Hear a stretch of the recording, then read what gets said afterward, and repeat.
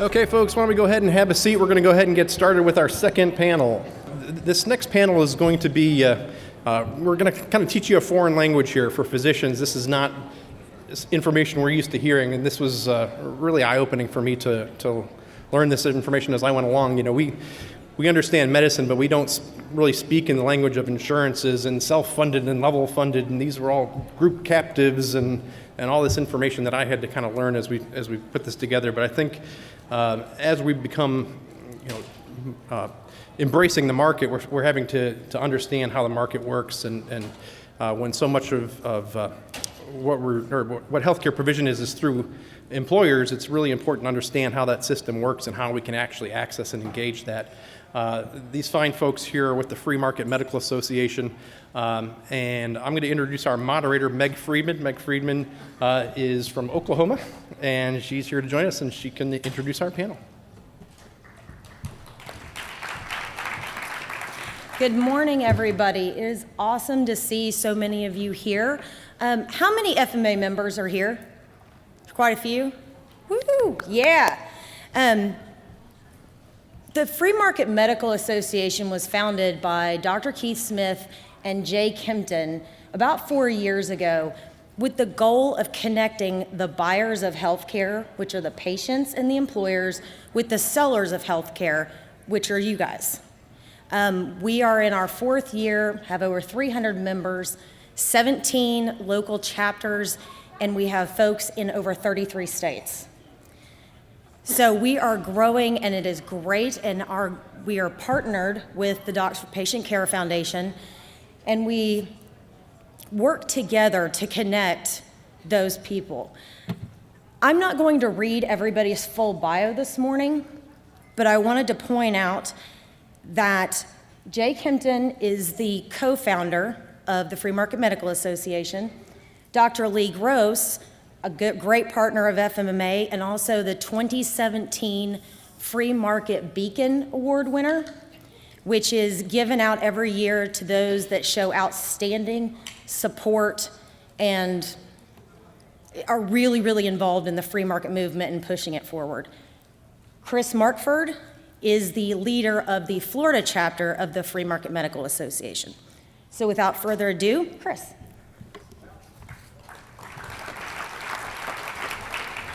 Thank you very much. I think they asked me here just because I didn't have to travel as far as other people, since we're already here in beautiful Florida. So welcome here to our great state. While I do help lead with the Florida chapter of the Free Market Medical Association, my day job is as an administrator of orthopedic surgery centers, or ambulatory surgery centers specifically throughout the state. So I'm very involved with that at a state level. That's my love. That's really my passion. So today I'm going to talk to you about how these free market principles work within my realm of work, which is surgery centers, and how I believe that it is the source of the best solution for a lot of the problems that we're facing in healthcare. And I don't think it's any surprise that we see and we know that there are so many different problems out there, and every day there's talking heads on TV talking about how they have the answers to fix a lot of these problems. And I don't think those solutions are going to come from some legislation or from somebody up in Washington fixing these issues that we're facing, mainly because their focus has been so much on the access to care. How many times have we heard people get on TV and talk about how if only we opened up the state lines that you could buy insurance across lines, and if we can provide more access and we can lower premiums and create kind of this competition. That is not at the heart of the problem. Our problem, its source comes down to the cost of care.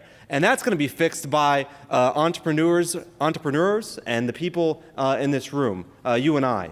And each of us we came to this understanding that this was the right solution. You know, we didn't just wake up one day and say, oh, this is the best solution. A lot of us came to this understanding through personal experiences that we had.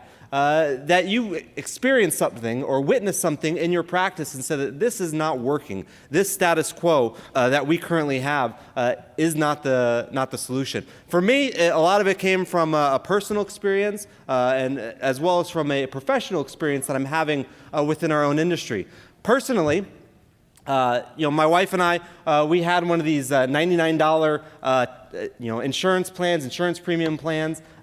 We had a $10,000 deductible. It was there to cover us just in case of a major emergency. But we were also young and married, so I guess you could say we were at high risk for pregnancy. Thanks be to God, we got pregnant. We had a wonderful son named Jameson, and in about the third or fourth month of his pregnancy, we were there with the ultrasound technician. She called in somebody else into the room. That person looked at the screen for a few minutes and told us that our son would most likely have a cleft palate and or lip. So, it was a bit of a surprise for us. It wasn't too big of a deal. He, perfectly happy and healthy. There he is, a future free market doctor in the making with his little brother. So he's perfectly fine. But what wasn't fine was that the insurance company, whose name rhymes with true loss. I don't want to point out the insurance companies that did this, but they dropped us. They said we were no longer covered under the maternity rider that we had in place to cover the cost of any potential pregnancy. So now all of a sudden, instead of having coverage through this maternity rider that we were paying for, they said that our pregnancy was now high risk, which is wrong on so many levels, but that was a decision they made, and now we were left in the position of having to fight for every dollar that we're spending. That tech who came into the room to share that news with us was a $500 bill. The entire experience now from a customer point of view really became a nightmare, having to fight and be passed around to different representatives through the hospital systems and through our insurance provider. You would think they were just trying to get us to the point where we would give up because it just became so frustrating. I did not mind giving up because I work in healthcare, so I knew the games that were being played, and I was able to utilize that knowledge to help me through this problem. But most people don't have that knowledge. Most people walk into these situations nervous, confused, scared, worried about how they're going to pay their bills. Now, professionally, I was seeing something happen in the industry that was also of grave concern for me. There are about 450 surgery centers in the state of Florida, and most of them are great, great places of care who are trying to do the best thing they can to serve the community that they're taking care of. But out of all those surgery centers, I would guess to say there's maybe about 25 out there that are some bad apples. And unfortunately, I have about 3 of them right in my backyard. They're my direct competition.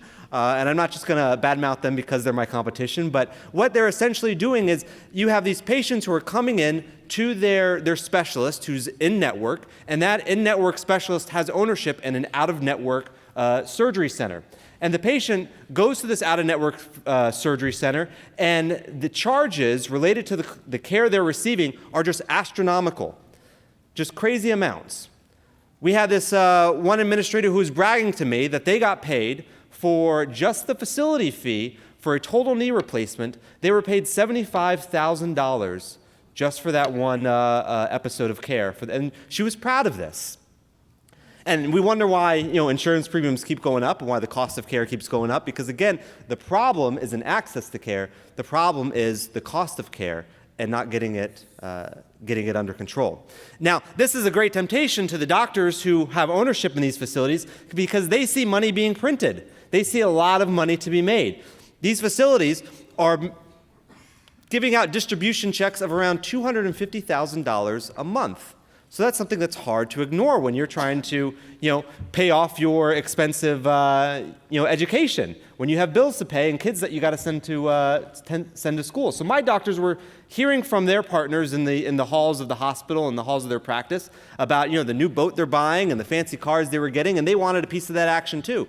So they came to me saying, well, we want to do this as well. But I knew morally, ethically, this was not something that I can follow, that this was not what was good for healthcare. So we had to find a different solution. And thankfully, around this same time, I came across an article in Outpatient Surgery magazine about this wild card, this rebel out in Oklahoma, who decided to have the audacity to put all of his pricing for all of his surgical procedures up on his website. And this, of course, was Dr. Smith out in Oklahoma City.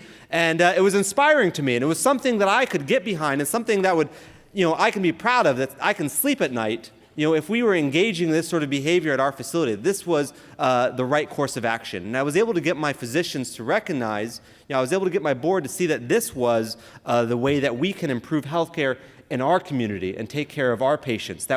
This would allow us to treat patients in the light instead of these other facilities who succeed and profit by keeping everything in the dark. That is their model, and that we were going to do something different, and it was going to be the right thing to do, and it was going to be the ethical thing to do, and something that we can be proud of. So we were looking at this, and we were learning more about what Jay Kempton and Dr. Smith were doing, and they founded the Free Market Medical Association, and we quickly got involved and found it as a great resource to be able to help us build up our program. And in learning about their ideals and their principles, you quickly began to see that the status quo, what we've always begun to accept as just the regular course of business, wasn't what was going to work. That the status quo that we had was not following these free market principles that we all learned back when we were in high school and taking our basic economics classes. Now, I know for a lot of you, it might have been a while since you were in high school, so we'll have a little, go back in time, a little lesson here. When we're talking free market, what we're talking about is when you have that willing buyer who's working with a willing seller to come to agreed upon exchange for goods and services. And we have a lot of doctors in this room. If I came to you and said, listen, doc, I got this rash on my arm, but I don't have any money, so how about I detail, clean your car? Will that be good enough for you to spend some time to take a look at it? And if you agree to that, you and I have entered into an arrangement that is the free market at work. You and I working together, agreeing upon a mutually agreed upon price for the services that you're offering. That's the beauty of it. That's the simplicity of it. Now, there are facilitators out there who can be a part of this process, and this can be good if they are supporting that basic principle of the free market.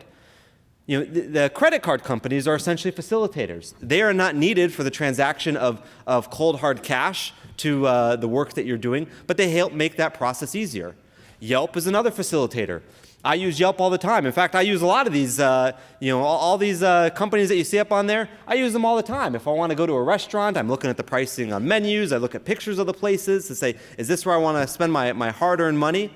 That Rate My Professor, that saved me a lot of trouble when I was in college. So we use these tools, these resources to help us as consumers make informed decisions. So the Free Market Medical Association has been able to step in as a facilitator as well, to provide resources to help us as sellers of goods and to be able to help the buyers of goods make these informed decisions. But like any organization, whether it be an organized religion or a Fortune 500 company or an association, there are certain guiding principles, certain tenets that we need to strive to live by, that we got to have this solid foundation in the work that we do. And in the FMA, it's no different. In the Free Market Medical Association, we look to these pillars as kind of our guiding path in the work we're doing. And we're talking about price, equality, and value. So in starting with price, if we're to look at that, when I first started doing this with my surgery center in Clearwater, I looked at the different facilities throughout the country that were already doing this. And this map represents the facilities I was able to find. And I looked to them as kind of a great starting point for how we were going to determine what prices we were going to set in Clearwater. So these represent the prices of these different facilities, from my facility as well. And these were going to be all-inclusive rates, that we wanted a rate that represented the total cost of care. So that way when the patient comes in and when the patient leaves, the price isn't different. That they're not going to walk away with a surprise bill. That they know exactly what they're getting when they show up. I think since then, Dr. Smith has probably lowered his prices. So he's been very good and aggressive about, keeping those prices good, low, and fair. But at the time, these are the prices that we were going to put out there, and this is how we were going to introduce ourselves to that free market. And the point of this is to make the point that these prices, that you're not getting these prices by buying into a club. You don't have to have some sort of membership or pay a fee to have access to these prices, that these prices were going to be for all. And unfortunately, what we've had in healthcare is what we've been selling is access to prices. That's what the insurance companies are offering. That they're saying, you partner with us, you work with me, and I will get you these great deals that really aren't so great, but I will get you these percentage discounts. I will get you these discounts at these facilities. That if you work with us, that's selling access to care. That's not selling true health care. And in a free market, you don't sell access to prices, because that has allowed a manipulation of the industry. that you have insurance companies who are able to work with certain healthcare systems to manipulate those prices to their benefit. That you shouldn't be surprised that there are healthcare systems out there, hospital systems, who will work with insurance companies to squeeze out the competition. That those insurance companies won't contract with you unless you are part of that healthcare system and an employee of that network. That you as a doctor, because you're not part of this hospital system, we're not going to contract with you. That's a manipulation of the healthcare market, and that drives up cost because those hospital systems really aren't so cheap. Because at the end of the day, when the insurance companies are proud to come in and say, listen, we were able to lower our percentage of charges from 60% of charges to 50% of charges, sounds like a great victory. All the hospital has to do is turn around and up their charge master to make up the difference.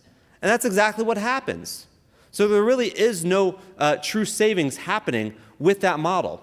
And the consumer isn't a part of that decision-making process. My patients don't realize it, but when I see a patient walk into our facility with a Humana insurance card, I know right away that that patient just saved about half the price of what they would have paid if they walked in with an Aetna insurance card, because I get paid differently from Aetna. Now, I'm contractually not allowed to tell you what Aetna pays me for the services I do. Again, it's all about keeping those prices secret, keeping it out of the hands of the consumer and the end user so that way they can't make that informed decision. But we're talking price, we're talking about putting it out there for everybody to see and treating everybody equal. And the surgery centers in this country have recognized this, that they can cut out the middleman, that they can cut out the insurance companies, that they can cut out the hospital systems who are manipulating these markets. And this has been, just in the past few years, these are now surgery centers throughout the country who are now utilizing this plan and utilizing this model.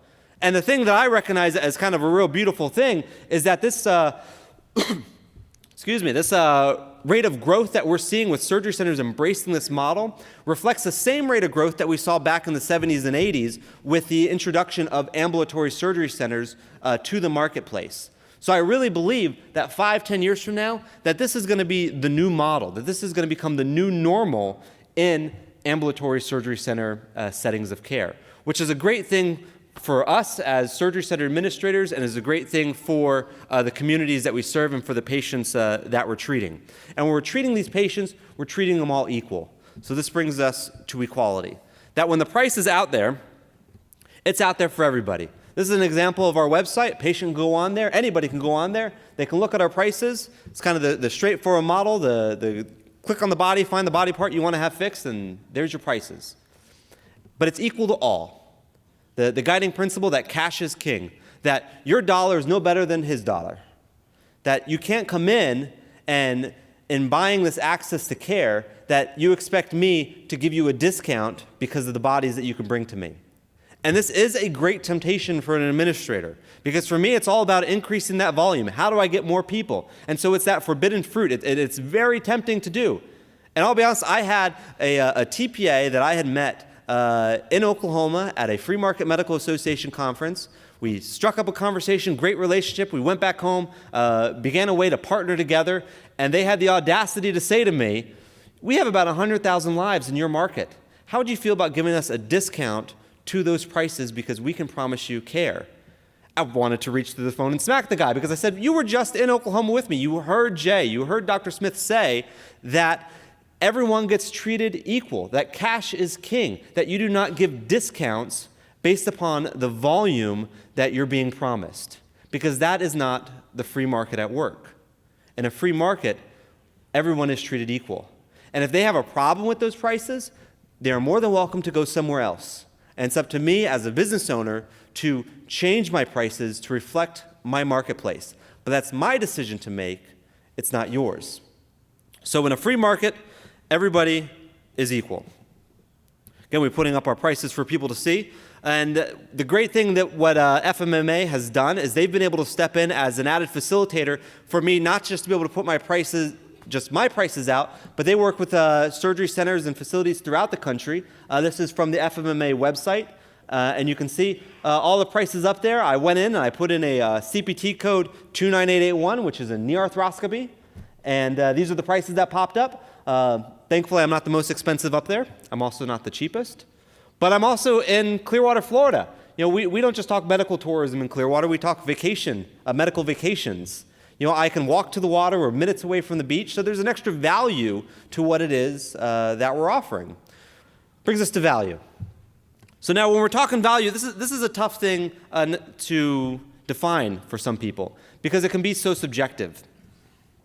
It can be different for each patient. We know that healthcare itself is very much local. So what's important for one community might be different for another community. Maybe what's important to you is that you have that 5-star rating on Yelp. Maybe it's that every employee smiles to you and asks you if you had a good day. Maybe you have the latest and greatest technology that you come in and you're getting your knee replaced by a robot. Everybody has a different way to express what's important to them and the value that they had. And a lot of that's just building up reputation in your community. We all know, when we look at the Surgery Center of Oklahoma, that not only are their prices fair, but Dr. Smith has built up a reputation in the healthcare marketplace as a great value, a great place of care, where the patient feels that what they're paying is reflective of the value that they're receiving. And this is important because I think we a lot of times forget that from a patient perspective, a lot of our patients are living paycheck to paycheck. We may not be the 1% in this room, but I looked at the speaking schedule. I'm maybe one of 3 people that doesn't have MD at the end of my name. We've got to at least be in the top 5%, in this room. But the majority of people out there are struggling to get by, or worrying about paying their electric bill or paying their health bill. And so when they're making a decision and they're looking at their cost of care, they want to know that what they're getting is fair for the price that they're paying, that they're getting value for what they're paying. And so we got to make sure that we're sharing that with them and expressing that to them when they come in. And they're willing to pay more for higher value. If we can show them that we're giving them a better product at a fair price, the customer will come and they will pay more. And each of us will have these niche markets. Maybe you charge a lot more for what you're doing and your volume may not be as high, but that's the way the free market is supposed to work. My wife's got this crazy little side business that she does when she's home. She's making these little wooden dolls. I don't know why people buy them, but people seem to be buying them. She paints them, and she enjoys doing it. She makes little saints and book characters and all sorts of fun little things. And at some point, her demand on her time is getting to the point where she can't keep up. There's not enough hours in the day for her to make enough of these little wood peg dolls to keep up with her demand. So I told her, well, why don't you raise your price? Match up with the market of what's being demanded of you from the consumer. And so now each of us in a free market gets to make those same decisions. That our price will be reflective of what our customer is willing to pay. And they will tell us if they're willing to pay it by their feet, by their traffic, if they're willing to come in. And so we have to be able to work together to share that value with the patients. And a lot of that for me as an administrator of surgery centers comes down to a relationship with you as a direct primary care physician. That you have a unique relationship with these patients that you see throughout the year, that they have your cell phone number, that they're texting you, at 8 o'clock at night. You have a relationship with them that you want to protect. And if you knew that you can work, if you need to send your patient up to a higher level of care, if they have a wrist fracture and you need to send them for surgery somewhere, I'm sure you want to make sure that you're sending them to a place that's going to give them the value that they expect, the same value that you've been giving them throughout all the care that they've been receiving. So it's good for me to be able to work directly with you, so that way you know that when you hand off your patients to my doctors, that they're getting that same level of treatment that they expect. Now, in you driving those customers to me, that's beneficial for me. I like that. We want that. We want to build and foster those relationships. And the FMMA has helped to do that. We meet annually in August out in Oklahoma, although I hear we might be changing that venue. But it's beautiful because, I do a lot of ASC conferences. I'm in a room with a lot of surgery center administrators and a lot of surgeons, in the same way you're here with a lot of DPC doctors. But the beautiful thing about these meetings is that it brings together the primary care physician. It brings together the surgeons, the administrators, the lawyers, the brokers, the insurance agents, and we all sit in a room and we talk about how we can work together, how we can help that customer get the most out of the money they're spending. And while I still do have some of those patients who come in off the street, who call my number and say, hey, I need help, I need you to give me a fair price, At the end of the day, my true customer is going to be those employers that are out there. Because the employers, I think it's something like 65% of companies with more than 200 employees are self-funded, and that number goes up to 85% of companies with more than 500 employees are self-funded. So my true customer is that employer who's footing that bill. And so we try to build up that relationship working with those employers and the administrators who administer those plans to help send those patients to the right place of care so they know that they're being taken care of and they're receiving high quality service. Which is going to segue nicely to Jay Kempton, who's going to talk to you about TPAs and employers and how they can best serve your patients. So thank you.